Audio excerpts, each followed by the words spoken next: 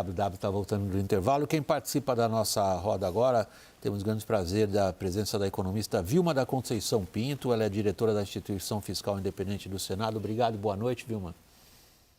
Obrigada, boa noite. Vamos ao assunto, então. O governo federal detalhou hoje o projeto de orçamento para 2025. Esse assunto da Thaís Herédia. Thaís, você faz muito melhor, vamos embora. William, vamos lá. Os números saíram na sexta-feira, a gente até tratou aqui por cima no WW, mas hoje veio a entrevista coletiva. Foram mais de 2 horas a entrevista coletiva. Uma entrevista que foi considerada bastante transparente da equipe econômica, trouxeram todos os dados, acataram as dúvidas e os questionamentos e tiveram um posicionamento que tem que ter mesmo do governo, defendendo todas as suas ações. O que a gente vai dividir agora com vocês é não todos os números, mas aquilo que a gente identificou como um bom ponto de partida para, inclusive eu vi a Vilma que está aqui conosco hoje. Vamos lá.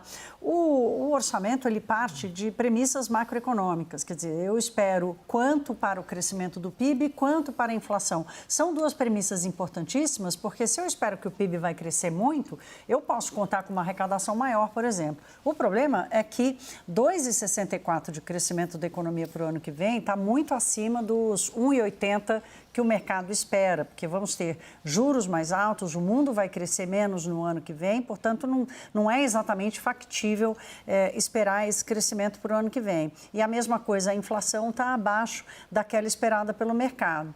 Outro ponto que a gente chama a atenção é a quantidade de receitas extraordinárias, aquelas que não fazem parte do orçamento estrutural, das receitas que o governo já pode contar com elas. São 166 bilhões de reais. É muito dinheiro. E é dinheiro que conta, inclusive, com aquilo que não foi aprovado pelo Congresso, como é o caso da aprovação da contribuição social do lucro líquido e do JCP, aumento das 2 alíquotas.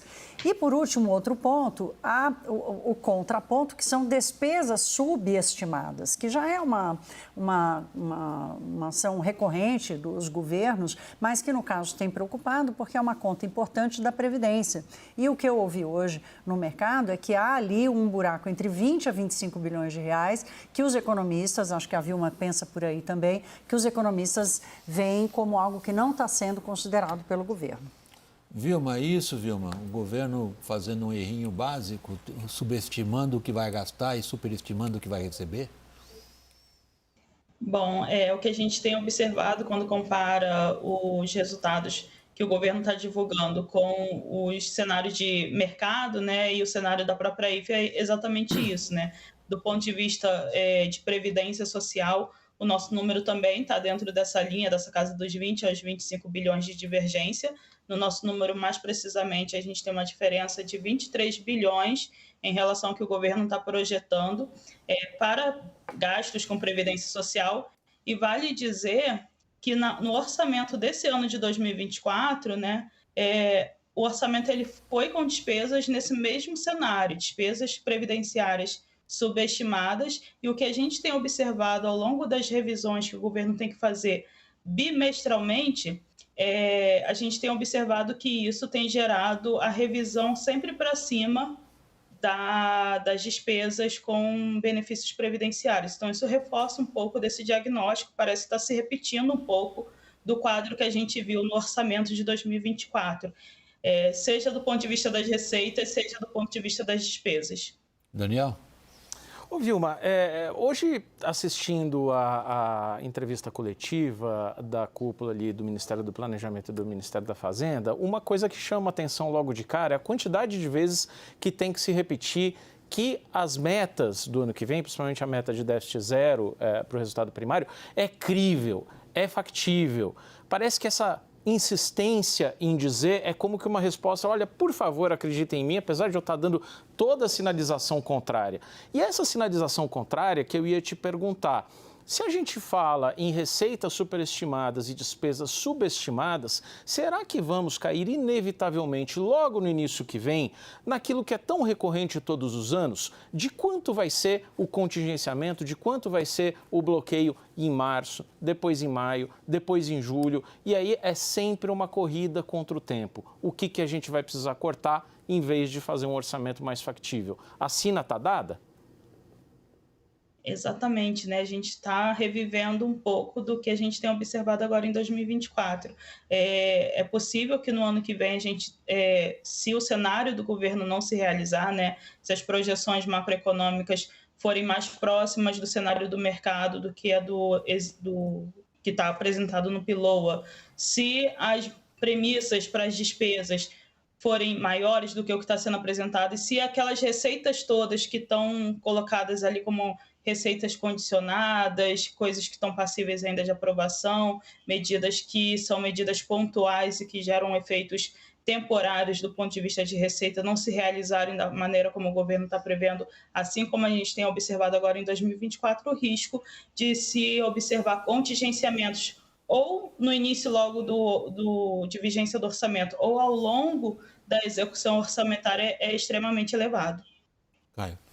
William, eu ia colocar a questão, obviamente, por ser um PELOA, né, um projeto de lei orçamentária anual, ele demanda ali a tramitação no Congresso Nacional, que afinal quem define a última versão acaba sendo o Legislativo, né, pela Constituição. E a gente está vivendo um conflito nesse exato instante, nessa segunda-feira, que ainda não tem uma resolução, sobre as emendas, né? Sobre a tal da guerra das emendas, os 49 bilhões, acho que é o autorizado para este ano. Então, a depender de como vai se dar isso, lembra que tinha os 10 dias primeiros, né, William? Foi estendido o prazo? Foi estendido o prazo, porque não teve acordo, porque uma fatia dessas emendas o governo quer de volta para ele, uma fatia o Congresso acha que tem que ser mantido com eles. Então, toda essa tramitação dentro do Congresso, ela pode criar uma dificuldade maior ali em dezembro, quando for aprovar o orçamento, e também a questão de meta fiscal, de revisão de meta fiscal, porque se o governo entra num confronto político, que já está no confronto político com o legislativo, em torno de emendas, a hora que chegar e precisar, de repente, flexibilizar a meta, rever a meta, também vai precisar de uma autorização legislativa em meio a um cenário já conflituoso em relação à definição das emendas. Então, você tem a questão política ali, atravessando a questão toda orçamentária de subestimação de receita e superestimação de receita e subestimação de despesa. É isso. William, essa história do cumprimento da meta, que foi um ponto muito batido hoje pela equipe econômica, é um ponto interessante, porque assim, não é improvável que o governo cumpra a meta. Se a economia surpreender um pouquinho, se eles conseguirem passar uma ou outra medida, dependendo do acordo que fizerem, que for selado para compensação da desoneração da folha de pagamento. Então, a minha percepção hoje, conversando com economistas, especialistas em contas públicas, é de que a meta está ok, mas e a qualidade das contas públicas? Porque a meta não significa tudo que está lá. Precatório está fora da meta, ajuda Rio Grande do Sul está fora da meta. Há vários outros penduricalhos que ficam fora do limite, não fora do limite de gastos, mas fora do cumprimento da meta fiscal. Então, o que fica claro é que o Brasil, independentemente do governo cumprir a meta ou não, com banda, que a banda permite um pouquinho mais, 30 bilhões para cima, 40 bilhões para cima, 40 bilhões para baixo, a qualidade da gestão orçamentária, ela não consegue melhorar, né? Vai depender, vai fazer revisão de gastos, ok, mas a qualidade ainda é de um orçamento deficitário. Portanto, se é deficitário, se não tem superávit primário, não tem estabilização da dívida pública. E se não tem estabilização da dívida pública, a percepção continua sendo de risco fiscal no Brasil. Vilma, eu queria ver a sua avaliação a respeito de uma visão um pouco mais abrangente. A gente continua registrando despesas subindo acima das receitas. É basicamente isso do que a gente tratou nesse começo aqui. E a gente vê, por outro lado, por parte, particularmente do lado político no Palácio do Planalto, uma enorme resistência a mudar a maneira como até aqui se tentou equilibrar as contas públicas, o que obriga a ter uma predominância do fiscal em todo o debate político brasileiro. Você vê a gente escapando disso?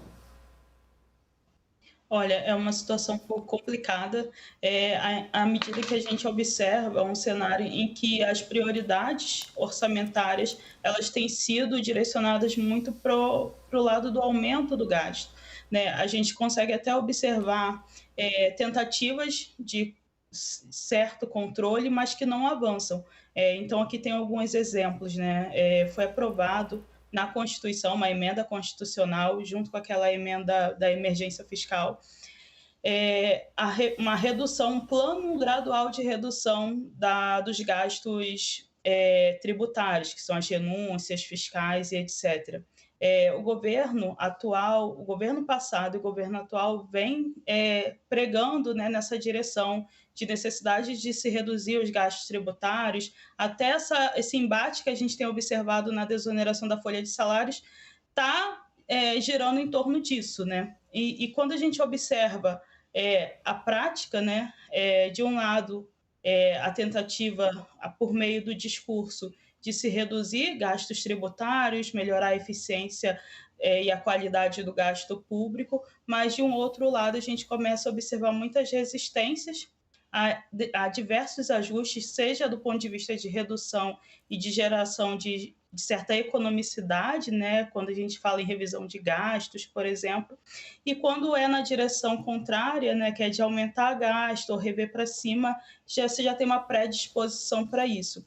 Do ponto de vista de receita, a gente também tem uma certa dificuldade, porque quando a gente olha a geração de receita, você também tem essa percepção de que hoje a carga tributária no Brasil já é muito elevada, então não é tolerável aumentar ainda mais essa carga tributária.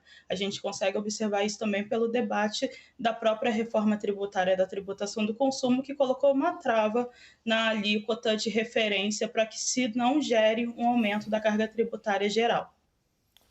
Daniel? Vilma, eu vi alguns pontos, a gente falou muito aqui nesse bloco de receitas superdimensionadas, né? Agora, hoje, na entrevista coletiva, o secretário executivo Dario Durigan, do Ministério da Fazenda, colocou muito ali que tem algumas receitas em que o governo está sendo conservador, e ele repetiu isso diversas vezes. Por exemplo, você tem aquele pacote ali de transações tributárias. A Petrobras, por exemplo, acabou de fechar um acordo de 20 bilhões com o governo para pagar ali dívidas antigas. Diz ele o seguinte: depois desse acordo da Petrobras, nós tivemos várias empresas ali, citou um número, não lembro se 15, 20 empresas, que chegaram para o Ministério da Fazenda dizendo: nós também queremos um acordo. Isso foi muito bem visto. Potencial identificado de 130 bilhões de reais, mas levaram em conta só 30 bilhões ali na projeção do orçamento em 2025. Será que tem despesas também, tem receitas que também estão subestimadas, que a gente pode ter boas surpresas em 2025? É possível, principalmente nessas receitas que ainda são incertas e se tem dificuldade de se prever. Esse caso das transações tributárias, de fato, é uma coisa que ainda está muito incerto. Teve uma discussão, inclusive, do ponto de vista de estimativas mesmo de impacto potencial em torno dessa medida. É possível que se tenha isso, de ter também alguma surpresa positiva do ponto de vista de arrecadação. Mas o que a gente precisa levar em consideração são os riscos que estão sendo colocados na prática, né? Então, a gente tem ali um cenário que mostra um cumprimento da regra fiscal alinhado às regras fiscais e às diretrizes da Lei de Diretrizes Orçamentárias. A gente tem ali o teto de gastos, né, o limite para a despesa sendo cumprido, sendo respeitado, a meta de resultado sendo respeitado, com várias ressalvas, né, como a Thaís Herédia colocou, mas a gente tem, ao mesmo tempo, para fazer esse quebra-cabeça fechar, uma série de despesas condicionadas, por exemplo, para a questão do cumprimento da regra de ouro, uma série de receitas condicionadas à aprovação de medidas legislativas, e qualquer pecinha desse quebra-cabeça, qualquer cenário que se desvie numa direção contrária, aumenta o risco para o governo justamente de gerar esse cenário, de eventualmente precisar fazer um contingenciamento ou um bloqueio orçamentário ao longo do exercício fiscal, ou eventualmente ter que rever algumas premissas, como previdência e as premissas macroeconômicas. Vilma da Conceição Pinto, muito obrigado, Vilma, pela disposição de participar aqui da nossa roda. Ela é a diretora da Instituição Fiscal Independente do Senado. E boa noite, Vilma. Obrigada, boa noite. Thaís, boa noite também. A gente vai para o intervalo, continuo com o Daniel e o Caio. Nosso assunto depois do break é a Justiça emite pedido de prisão para Edmundo Gonzalez na Venezuela. Até já.